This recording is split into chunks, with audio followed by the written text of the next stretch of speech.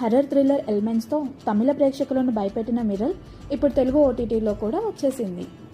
ప్రేమిస్తే సినిమాతో తెలుగు ప్రేక్షకులకు కనెక్ట్ అయిన భరత్ ఆ తర్వాత పలు డబ్బింగ్ సినిమాలలో కూడా నటించారు. ఆ తర్వాత తాజాగా మిరల్ అనే సినిమాతో మన ముందుకు వచ్చేశారు. క్రైమ్ థ్రిల్లర్గా తమిళ ప్రేక్షకులను భయపెట్టిన మిరల్ ఇప్పుడు తెలుగు ఓటీటీలో కూడా రిలీజ్ అయింది. సినిమా స్టార్టింగ్ నుంచి కూడా ఏదో దెయ్యమో ఇంకేదో అతీత శక్తి హరి ఫ్యామిలీని రమణిని ఇబ్బంది పెడుతున్నట్లు చూపిస్తారు.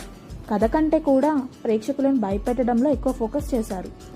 ప్రీ క్లైమాక్స్ వరకు సినిమా ఒకే ఫ్లాట్లో ఆసక్తిగా వెళ్తుంది. కానీ క్లైమాక్స్లో రివీల్ చేసిన ఒక ట్విస్ట్కి దీనికోసం ఇంత కథ ఈ రేంజ్లో చెప్పడం ఎందుకు అనిపిస్తుంది.